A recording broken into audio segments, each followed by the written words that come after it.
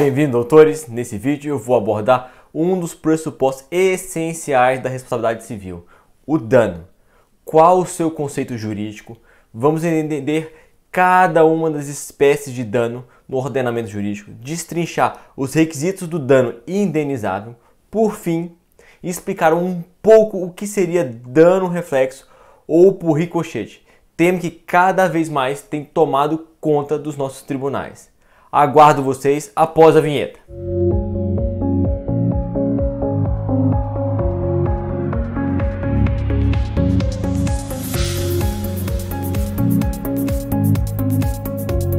Para quem não me conhece, meu nome é Thiago Mundim e eu vou deixar aqui em cima o link do vídeo em que eu conto um pouco mais sobre a minha carreira profissional, o motivo pelo qual eu criei o canal e os objetivos, até para que você tenha um pouco mais de segurança a respeito das informações que eu vou passar para você.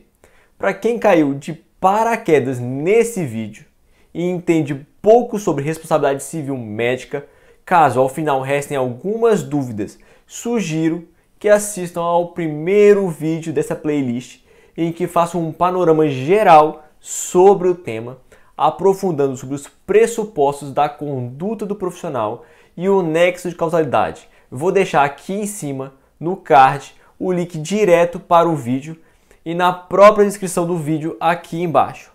Mas qual a importância para o profissional médico aprender sobre o tema do dano na responsabilidade civil? Sem sombra de dúvidas, a medicina atualmente é a profissão com maior risco jurídico no Brasil. O que eu demonstrei nesse vídeo aqui.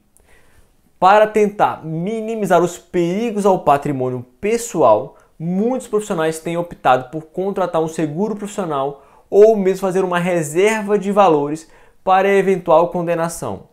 Porém, qual o potencial evento danoso que deve ser coberto pela apólice de seguro ou pelo capital reservado? Esta é uma das utilidades práticas no seu dia a dia, sem falar no próprio entendimento do que leva à condenação ao pagamento de indenização por responsabilidade civil. Sem mais enrolação, vamos para o vídeo. Como eu expliquei no vídeo anterior, a responsabilidade civil é um instituto de direito privado, isto é, normas que regulam as condutas entre particulares, cuja finalidade principal é o restabelecimento da situação anterior à ocorrência da conduta do ofensor. Contudo, não sendo possível, a questão soluciona-se com um pagamento de indenização. Por isso, o objetivo último é ressarcir a vítima e não punir e reprimir. O dano é a consequência fática da conduta do ofensor, sendo, por consequência, o pagamento da indenização a sanção jurídica. Sem medo de errar, o dano é o pressuposto central da responsabilidade civil. É a sua ocorrência que induz o ofendido a buscar a reparação contra o ofensor. Além disso, de acordo com o artigo 944 do Código Civil, a indenização deve ser fixada de acordo com a extensão do dano. Inicialmente, o dano era conceituado como uma simples diminuição do patrimônio economicamente aferível do ofendido. Se não houvesse um valor de mercado, não podia ser reparado. Havia uma completa negligência com os direitos de personalidade não patrimoniais. Ignorava-se por completo a relevância desses direitos. Contra a fixação de indenização pela violação de direitos não patrimoniais, argumentava-se que seria imoral o pagamento de dinheiro pela dor sofrida por alguém em razão da morte, da integridade física ou moral. É uma justificativa sofrível, porque mais imoral do que o uso do dinheiro para compensar a dor é nenhuma sanção imposta ao ofensor, fazendo que o ofendido fique à própria sorte. Outro problema que era trazido pelos contrários à defesa dos direitos não patrimoniais era a dificuldade em avaliar, em termos pecuniários, a indenização. Qual seria o valor a pagar? A solução veio a atribuir à indenização um caráter de compensatório, de modo a propiciar ao ofendido, por meio do dinheiro, uma sensação de bem-estar proporcional à dor ou ao sofrimento experimentado. Hoje em dia não existe qualquer controvérsia sobre a plena reparabilidade dos danos tanto nos direitos patrimoniais quanto no não patrimoniais. O conceito de dano tornou-se bem abrangente, sendo a violação de todo e qualquer bem jurídico protegido pelo ordenamento jurídico, incluindo agora não só o dano material, como também o dano moral ou estético, o que nos leva ao próximo ponto, as espécies de dano. A primeira delas é o dano patrimonial ou material, que é, como já adiantei, a lesão aos bens e direitos economicamente apreciáveis do seu titular. No nosso caso, o titular, em regra, é o paciente. O dano material deve ser analisado sob dois aspectos. O primeiro, o dano emergente, que é a efetiva redução econômica sofrida pelo ofendido no seu patrimônio. É, por exemplo, o gasto com medicamentos, com novos tratamentos, com profissionais, enfim, todos aqueles que efetivamente se fizerem necessários para atenuar ou remediar o dano. É claro que dentro das condições razoáveis da pessoa média. Digo isso porque o profissional não é obrigado a ressarcir a hospedagem no quarto mais luxuoso e no melhor hotel quando o paciente viaja para realizar consulta com um profissional especializado. Nesse caso, deve-se apurar o valor referente à acomodação adequada e de conforto razoável.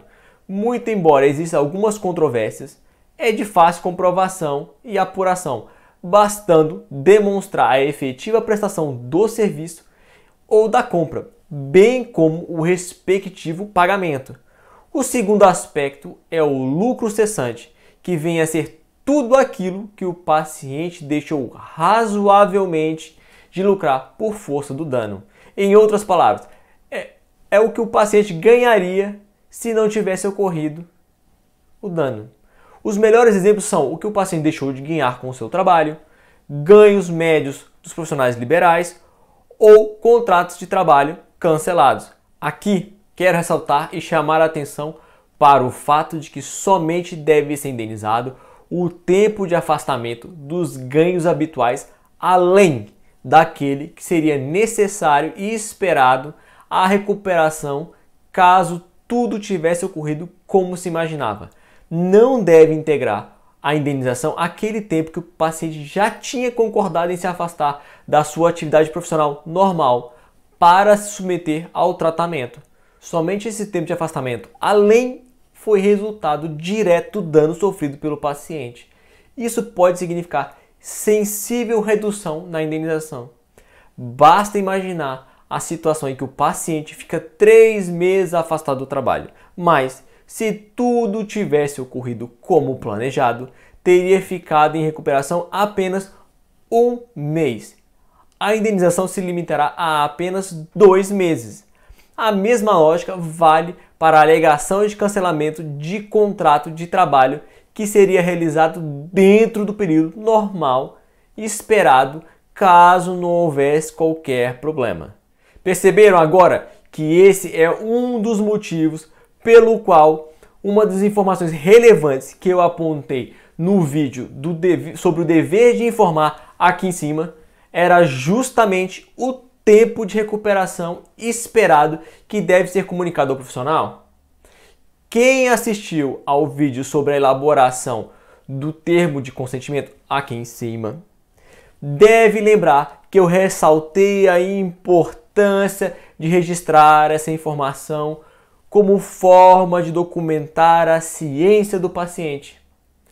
Em resumo, no primeiro vídeo eu expliquei quais as informações devem ser comunicadas ao paciente. Já no segundo, ensinei como registrar adequadamente. Como segunda espécie, temos o dano moral, que é a violação aos direitos de personalidade.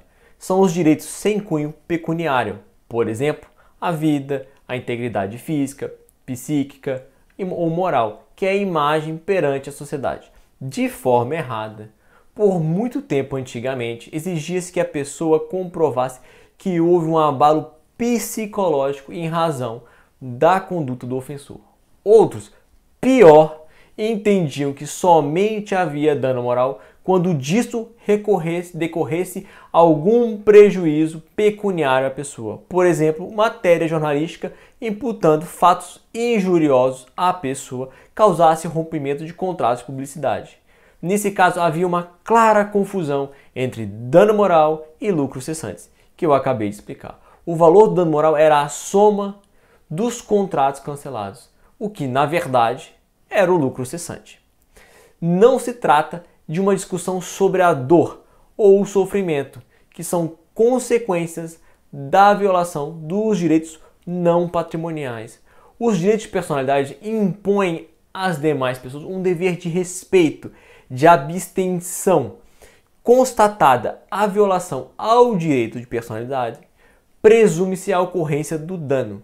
É o entendimento fixado no precedente do RESP 1.037.759 do Rio de Janeiro. Vamos dar uma olhada nele.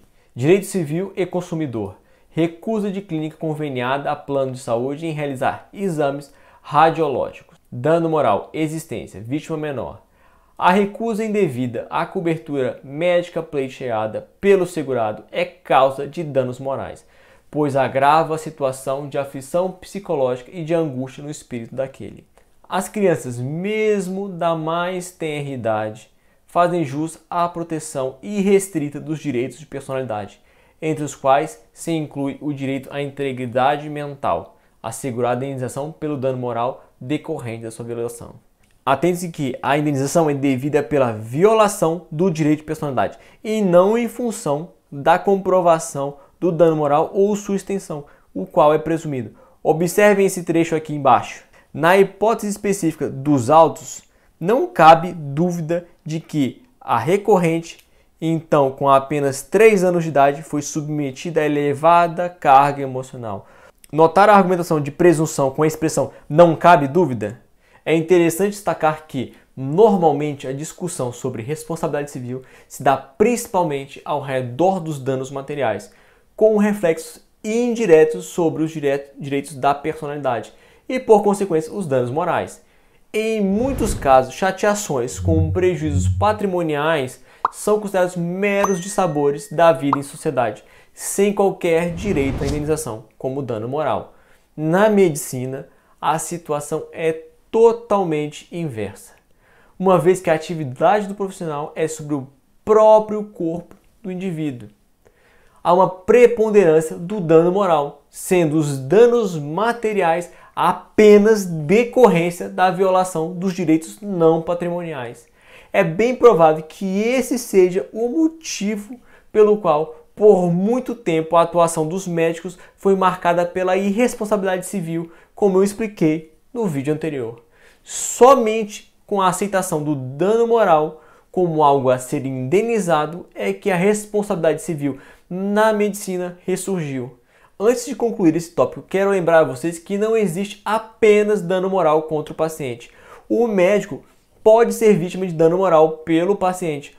O mais importante que o profissional liberal possui é o seu bom nome, a sua imagem perante a comunidade que ele atua. Não raro, médicos são expostos injustamente nas redes sociais pelo paciente, seja colocando comentários levianos no próprio perfil dele, no perfil do profissional ou ainda da instituição a qual ele presta serviço.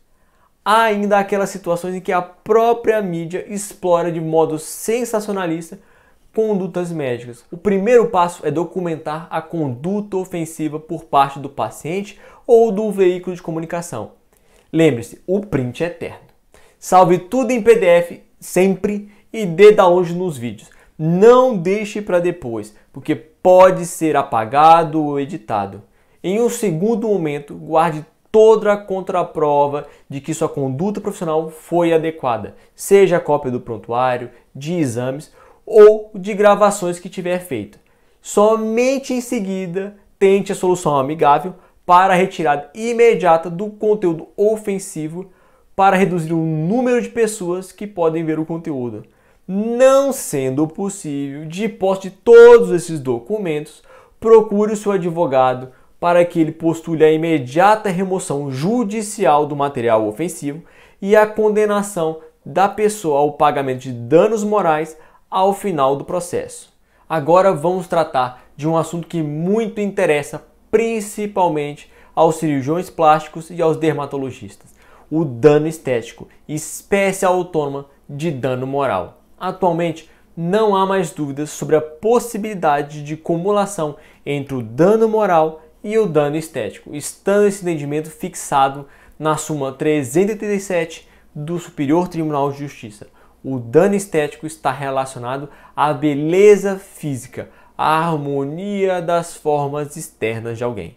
O dano estético vai além do chamado aleijão, sendo toda e qualquer alteração com um prejuízo à aparência física, no nosso caso, resultante de erro médico. Assim, o dano estético deve ser entendido como a violação da integridade física da pessoa, também chamada de imagem e retrato do indivíduo, em razão da alteração morfológica corporal com prejuízo à harmonia das formas.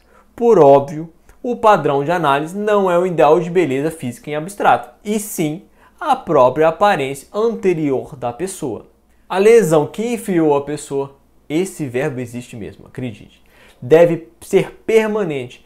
Caso seja algo transitório, estamos na esfera do mero abalo moral, resolvendo em dano moral e não estético. Por óbvio, o dano moral, nesse caso, é de menor intensidade, assim como a sua respectiva indenização. Aqui, a transitoriedade deve ser compreendida como uma recuperação natural pelo próprio corpo, já que ninguém pode ser obrigado a se submeter a nova cirurgia com os seus riscos inerentes. Portanto, o ideal é aguardar ao máximo possível para a análise, pois as cicatrizes e as deformidades podem se atenuar com o passar do tempo. Salvo as situações notórias de deformidade, as zonas cinzentas, aquelas em que a expectativa do paciente não foi alcançada pelo médico, devem ser analisadas a partir do que foi efetivamente prometido pelo profissional ao paciente. Não é possível se falar em dano estético sempre que o resultado sonhado pelo paciente não seja alcançado. Aqui está a importância de um termo de consentimento muito bem feito pelos profissionais médicos ligados à estética. Vou fazer um vídeo específico sobre isso, mas já posso adiantar que é muito importante tomar cuidado com as promessas e nunca exagerar o resultado, porque obrigam o médico a alcançar o que foi prometido. Aquelas projeções feitas em computação gráfica são um perigo para o profissional. Na quantificação da indenização por dano estético, o juiz levará em consideração diversos fatores como a localização, a possibilidade ou não de remoção completa ou parcial, as características pessoais da vítima, sexo, idade, profissão, estado civil, as restrições de ordem pessoal decorrente da irreparabilidade da lesão, se a pessoa vai se afastar ou não do convívio social, dado o aspecto repugnante do ferimento. Mas, rapidamente, quais são os requisitos do dano indenizável? O primeiro deles é a violação de um bem ou interesse jurídico protegido. Logo, a destruição de bens ilícitos não gera qualquer dever de indenizar. Por exemplo, medicamentos contrabandeados ou não autorizados pela Anvisa. O segundo requisito é a certeza do dano, que deve ser concreto e não abstrato, uma mera possibilidade de vir a acontecer futuramente. A certeza se refere à existência do dano e não às consequências dele. Por isso, é essencial a sua demonstração em juízo. Para os danos materiais, deve-se demonstrar a redução do patrimônio atual ou futuro. Quanto ao dano moral, deve-se comprovar que a conduta do ofensor violou um direito de personalidade, já que a ocorrência do dano é presumida. Por fim, temos a subsistência do dano. A violação do direito protegido deve continuar a existir ao tempo da exigência em juízo. Não há que se falar em indenização do dano reparado espontaneamente pelo ofensor ou que se resolveu pela passagem do tempo. Por isso, na medicina, o melhor a se falar é em estabilização do dano, haja vista a possibilidade de recuperação do corpo de forma natural ou por meio de intervenção. Se a cirurgia plástica reparadora for um sucesso na remoção de toda e qualquer sequela, não há dano estético a ser reparado, ainda que se possa cogitar de dano moral por todo o infortúnio vivido pelo paciente. Por último, tenho que tratar sobre quem está autorizado a pleitear indenização em face do médico. Nada de sair agora do vídeo. Calma, não é um daqueles assuntos, daqueles temas acadêmicos, teóricos, que se discute o sexo dos anjos. É extremamente importante e pode evitar grandes amolações futuras. Segura aí. Em regra, a indenização é devida ao paciente, que é quem suporta as consequências físicas da conduta do médico de forma imediata e pessoal. No entanto, há exceção, o chamado dano reflexo ou em ricochete. É o prejuízo que atinge reflexamente pessoa próxima, ligada à vítima direta do erro médico. A situação que logo vem à mente é o evento morte com um pagamento de pensão previsto no artigo 948, inciso 2 do Código Civil, tema que eu irei abordar com mais detalhes no vídeo sobre a liquidação do dano, abordando como é calculada a indenização. Entretanto, o dano por ricochete não se limita a essas situações. É o caso, por exemplo, de erro médico na cirurgia de vasectomia que acaba por causar impotência sexual. Apesar da conduta médica tenha sido em face do marido, a esposa pode ajuizar demanda indenizatória em razão de dano a direito próprio, prejuízo à sua vida sexual com o marido.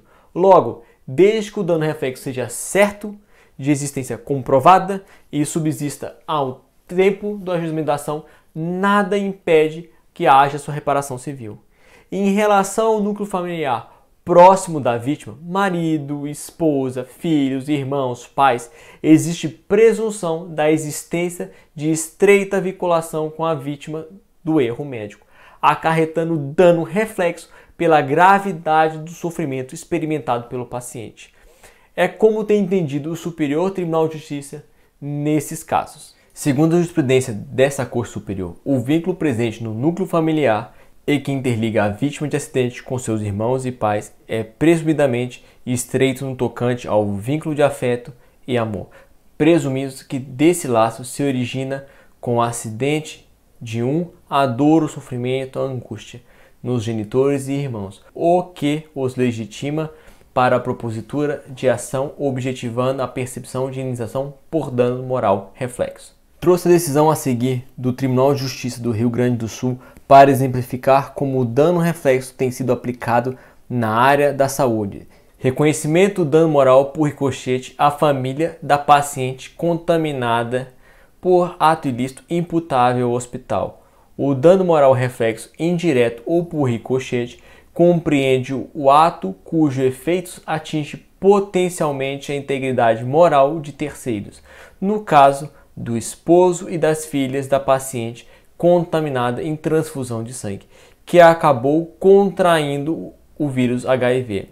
Reparação que decorre das intercorrências resultantes da enfermidade adquirida pelo ente familiar por culpa exclusiva da ré, que se viram obrigados a vivenciar a patologia, importando em substancial alteração não apenas no âmbito familiar, como também íntimo e social. Dano moral in re ipsa, angústia e sofrimento presumidos. Condenação mantida em grau recursal em 90 mil, 40 mil para o esposo e 25 mil para cada uma das filhas, considerando os critérios da razoabilidade, proporcionalidade e equidade, sopesadas as circunstâncias do caso concreto. E qual a aplicabilidade prática disso para o médico? E não algo que só o seu advogado deve se preocupar. Imagine a situação em que você vai contratar um seguro profissional. Aposto que dá para contar na mão quantos pagam um advogado para analisar a apólice de seguro antes de assinar. Suponhamos que exista uma cláusula sobre a cobertura, dispondo que a seguradora se compromete a total e qualquer indenização fixada em processo judicial ou arbitral em razão das atividades profissionais decorrente de erro médico movido pelos seus pacientes. Sem medo de errar, a maioria dos profissionais assinaria sem pestanejar e dormiria tranquilo em virtude da amplitude da cláusula. Na hora de assinar o contrato e pagar o prêmio, as seguradoras são só alegria, tudo facilitado. Porém, quando são chamados a pagar, examinam os contratos com lupa, com a finalidade de se eximir do pagamento. Qual a pegadinha nessa cláusula na nossa situação hipotética? Os parentes próximos da vítima do erro médico não são pacientes do profissional médico. Logo, a cobertura do risco não os inclui. O médico terá que assumir sozinho a indenização pelos danos reflexos. Somente poderá acionar o seguro para a indenização devida ao paciente. Acredite, a seguradora não pagará um centavo a mais por bondade ou consideração com você. Então, o meu objetivo aqui foi abordar o elemento central da responsabilidade civil, o dano, cuja extensão é o parâmetro de fixação da indenização, devida pelo profissional e eventual erro médico. Com certeza, o correto entendimento sobre o dano é necessário para compreender os assuntos que trataremos nos próximos vídeos, também sobre responsabilidade civil médica. Por fim, é importante relembrar que esse vídeo é educativo e visa levar informação ao médico para que dessa forma se previna contra problemas. Caso surja algum, procure o seu advogado para examinar o seu caso o quanto antes. No direito, prevenir também é o melhor remédio. Se esse conteúdo te auxiliou, deixa seu like, compartilhe com os demais colegas médicos. Você pode estar ajudando alguém a evitar um problema sério. Mande para os seus colegas que você acha que esse vídeo possa auxiliar. Ajude esse conteúdo a chegar a mais pessoas. Inscreva-se no canal e clique no sino para receber as notificações dos próximos vídeos. Inscreva-se no Instagram. Eu aviso lá sempre que eu posto vídeo aqui no YouTube. Fica à vontade para deixar nos comentários aqui embaixo a sua sugestão de novos temas a serem abordados em outros vídeos. Antes que eu me esqueça, se tudo der certo, terei uma surpresa para vocês nessa quinta-feira. Obrigado pela audiência e até a próxima.